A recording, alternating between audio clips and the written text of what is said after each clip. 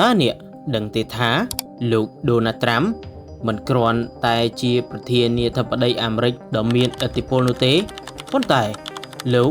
គឺជាមហាសេដ្ឋីម្នាក់នៅក្នុងចំណោមមនុស្សស្របច្បាប់ដែលមានទ្រព្យសម្បត្តិច្រើនបំផុតលើពិភពលោកបើយើងគិតត្រឹមឆ្នាំ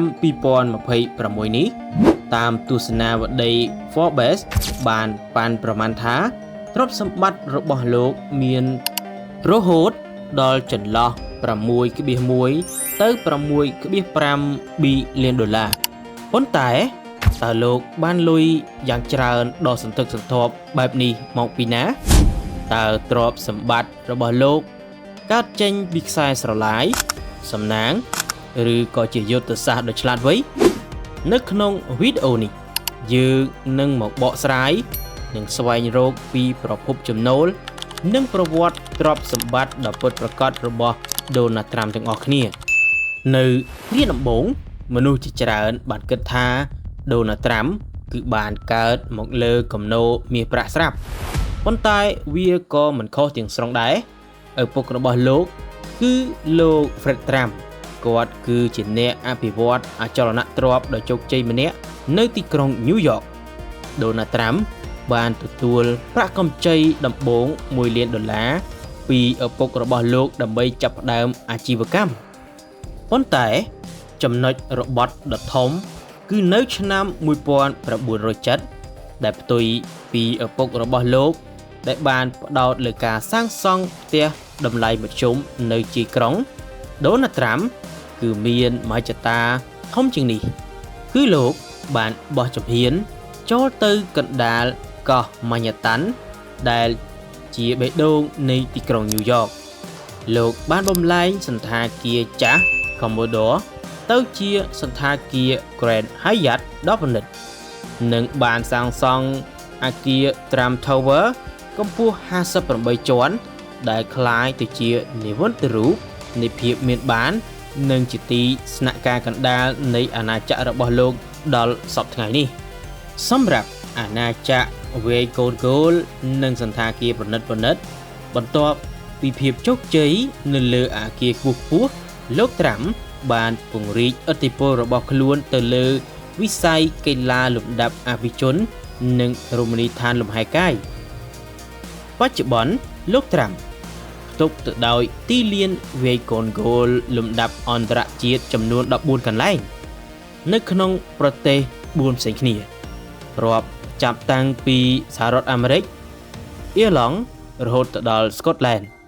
គ្រាន់តែអាណាចក្រវាយកូនគោលមួយនេះមានតម្លៃសរុបប្រហែល$1 ប៊ីលានទៅហើយក្រៅពីនេះ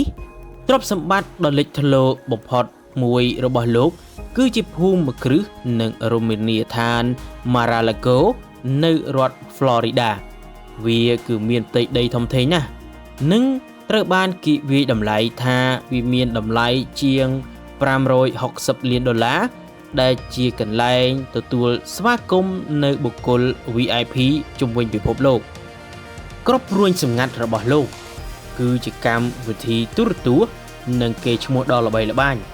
ប៉ុន្តែអ្វីដែលធ្វើឲ្យលោក Donald Trump ខុសពីមហាសេដ្ឋីអចលនទ្រព្យដទៃទៀតគឺជាសមត្ថភាពរបស់លោកក្នុងការលក់ឈ្មោះរបស់ខ្លួនឯងគឺលោកបានសរសេរសៀវភៅដែលលក់ដាច់បំផុតមួយឈ្មោះថា The Art of the Deal គឺនៅក្នុងឆ្នាំ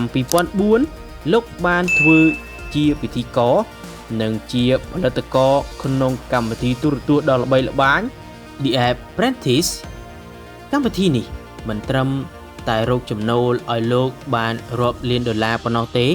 ប៉ុន្តែវាបានបំលែងរូបលោកពីអ្នកជំនួញធម្មតាទៅជានិមិត្តរូបនៃភាពជោគជ័យនៅក្នុងភ្នែករបស់ប្រជាជនអាមេរិកទាំងមូលចាប់ពីពេលនោះមក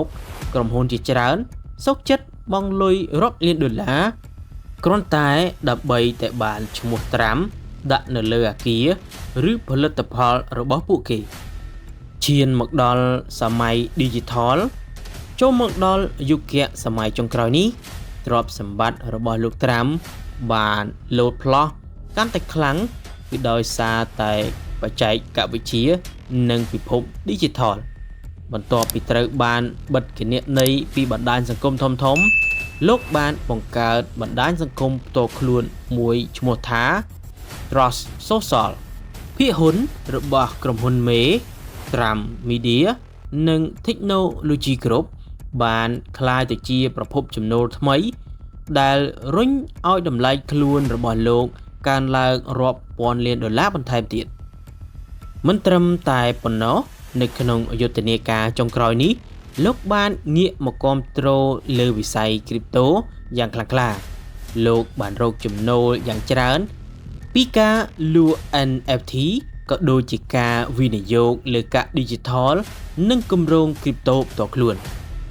ការចាប់ផ្ដើមពីកម្ចី$1 លានដំបូងរបស់ឪពុករហូតដល់ក្លាយទៅជាអាណាចក្រជំនួញនិងអំណាចនយោបាយតួអង្គ Donald Trump បានបង្ហាញថាលោកមិនត្រឹមតែចេះរកលុយពីដីធ្លីនោះទេប៉ុន្តែលោកចេះទាញប្រយោជន៍ពីកេរ្តិ៍ឈ្មោះនិងបច្ចេកវិទ្យាដើម្បីបង្កើតលុយតើអ្នកយល់យ៉ាងណាចំពោះយុទ្ធសាស្ត្ររកលុយរបស់មហាសេដ្ឋីរូបនេះជួយ comment នៅខាងក្រោមវីដេអូហើយកុំភ្លេច like